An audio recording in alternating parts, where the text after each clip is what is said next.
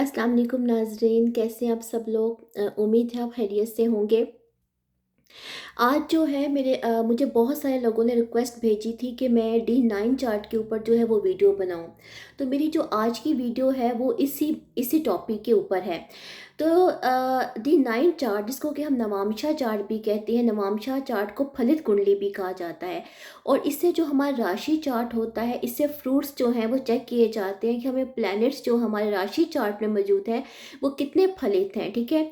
इसके अलावा ये चार्ट जो है ये सिर्फ हमारे स्पाउस से रिलेटेड नहीं होता या मैरिज लाइफ से रिलेटेड नहीं होता, बल्कि ये हमारी ज़िंदगी के चारों पैटर्न्स, जिसमें कि हमारा धर्मा, कामा, अर्थ और मोक्षा, जो चारों पैटर्न्स हैं उनको ये चार्ट कवर करता है।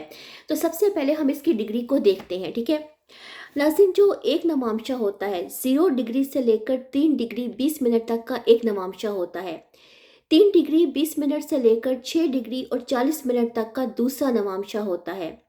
6 डिग्री और 40 मिनट से लेकर 10 डिग्री तक का तीसरा नवांशा होता है।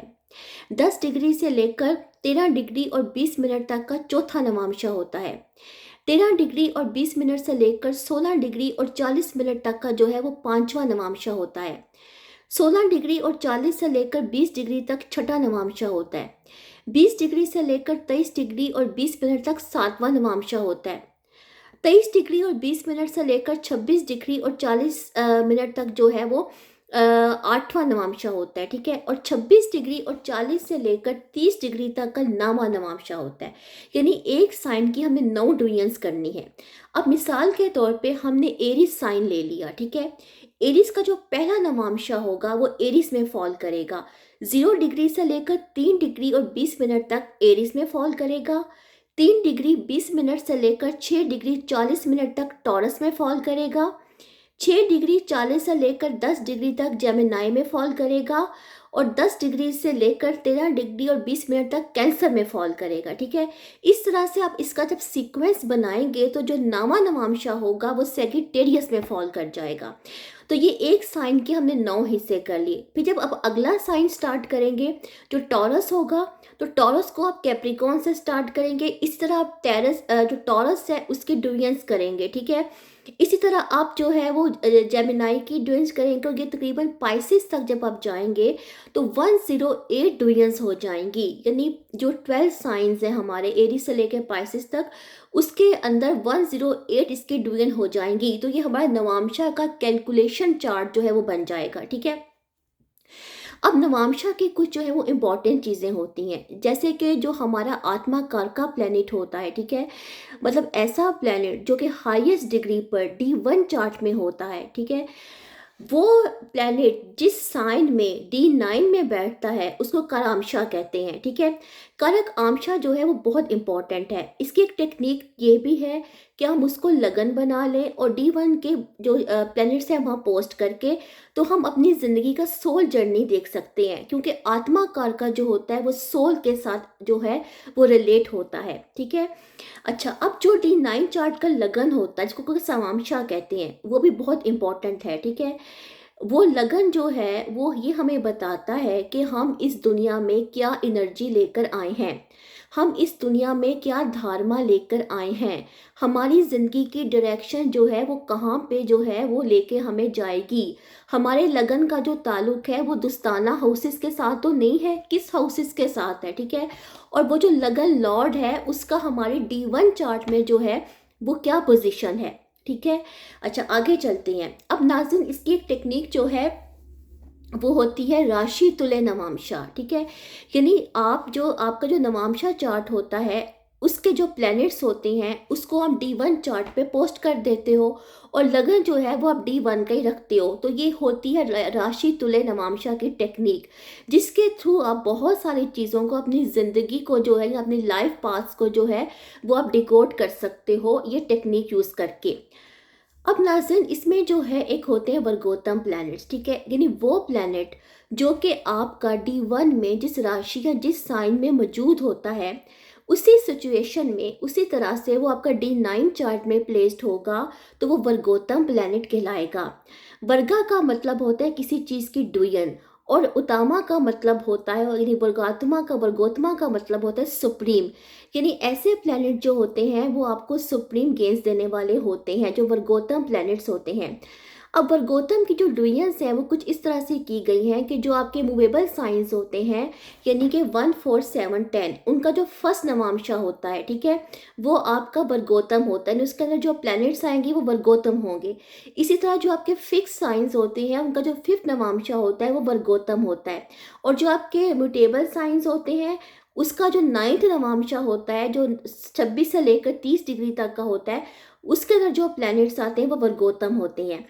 मिसाल के तौर पे अगर कोई प्लैनेट डेबिलिटेटेड हो जाए, ठीक है, और डेबिलिटेटेड होके जो है वो वर्गोत्तम में भी चला जाए, ठीक है, तो हम जो है हम उसकी डेबिलिटेटेड राशि को नज़रअंदाज नहीं करेंगे, क्योंकि एस्ट्रोलॉजी में कोई चीज़ भी जो है वो नज़रअंदाज नहीं होती, कोई चीज़ ओवर रूल नहीं होती। बेशक वो प्लैनेट वर्गोत्तम है या वो प्लैनेट जो है पुष्करा नवांशा में है, लेकिन वो डेबिलिटेटेड साइन में है, तो इसका मतलब है वो प्लैनेट आपको मिक्स रिजल्ट्स दे सकता है, वो आपको कष्ट भी दे सकता है, वो आपको हेल्थ इश्यूज भी दे सकता है, लेकिन एट द एंड वो आपको अच्छे रिजल्ट्स भी देगा, ठीक है। तो वर्गोत्तम प्लैनेट्स के थोड़े जो है ये भी एक सिग्निफिकेंस है। आगे चलते हैं पुष्करा नवांशा। पुष्करा नवांशा जो है वो एक बहुत ही, जिसे कहते हैं एक ऐसी एनर्जी, यानी प्लैनेट की एक्स्ट्रा ऑर्डिनरी पोजीशन है, इसको क्या पुष्करा नवांशा कहते हैं। क्योंकि पुष्कर का मतलब होता है नॉरिश करने वाला। ऐसे प्लैनेट जो आपकी ज़िंदगी में फ्रूट्स लेकर आते हैं, जो कि आपकी ज़िंदगी को नॉरिशमेंट देते हैं, दे आर द पुष्करा नवांशा। और पुष्करा नवांशा को जो प्लैनेट्स रूल करते हैं वो हमेशा बेनिफिकल प्लैनेट्स होते हैं, यानी कि जुपिटर है, वीनस है, और आपका जो है मरकरी है और मून है। अब मिसाल के तौर पे अगर जो आपका केंद्रा हाउसेज होते हैं, जो केंद्रा हाउसेज होते हैं उनको हम कहते हैं विष्णु स्थाना, और जो त्रिकोणा हाउसेज होते हैं उनको हम कहते हैं लक्ष्मी स्थाना। अगर इसके अंदर ऐसे साइंस फॉल कर रहे हों जिनको कि ये प्लैनेट्स जो हैं वो रूल करते हैं, ठीक है, यानी जुपिटर है, वीनस है, मरकरी है और मून है, सॉरी मरकरी है, मून है, ठीक है, ये प्लैनेट्स जो हैं ये इसको रूल करते हैं, तो वो जो प्लैनेट्स हैं वो आपको जो हैं वो आपकी ज़िंदगी में अच्छी एनर्जीज लेकर आएंगे, वो बेनिफिकल एनर्जीज लेकर आएंगे, ठीक है। अच्छा नाज़रीन, अगर हम जो है अगर हम देखें तो हम जैसे कि नवांशा चार्ट को फलित कुंडली कहते हैं, ठीक है, लेकिन मैं समझती हूँ कि ये जो हमारी ज़िंदगी के दुखते हुए चैप्टर्स हैं ना, हमारी ज़िंदगी के जो रोग हैं वो भी हमें हमारा नवांशा चार्ट बताता है। अब वो रोग कौन से हैं? एक तो अस्तमांशा है, निदांशा है, 64 नवांशा है और 100 नवांशा है, ठीक है। अब अगर मैं आपसे निदांशा की बात करूँ, ठीक है, निदांशा जो है आपका जो राशि चार्ट होता है, ठीक है, उसके 8th हाउस में जो राशि फॉल कर रही होती है उसको जो नवांशा रूल करता है, ठीक है, उसको हम निदांशा कहते हैं, ठीक है, D9 चार्ट पर। और D9 चार्ट में उसके अंदर जो प्लैनेट बैठे होते हैं वो आपको कष्ट देते हैं। इसका बड़ा सिंपल सा तरीका है। मिसाल के तौर पे आपने किसी प्लैनेट का निदांशा मालूम करना है। चले मैं आपके सामने कैंसर की मिसाल ले लूँ, एक कैंसर साइन है, ठीक है, आपने कैंसर का निदांशा मालूम करना है, तो कैंसर से अगला साइन कौन सा होगा? ल्यू। ल्यू के बाद होगा विर्गो, विर्गो के बाद लिब्रा, लिब्रा के बाद स्कॉर्पियो, स्कॉर्पियो के बाद सेगिटेरियस, सेगिटेरियस के बाद कैप्रिकॉन, और कैप्रिकॉन के बाद एक्वेरियस। यानी जो कैंसर साइन का निदांशा होगा वो एक्वेरियस में फॉल करेगा। इसी तरह मिसाल के तौर पे पाइसिस साइन ले लें। पाइसिस से आप स्टार्ट करें, पाइसिस तो लास्ट साइन है ना।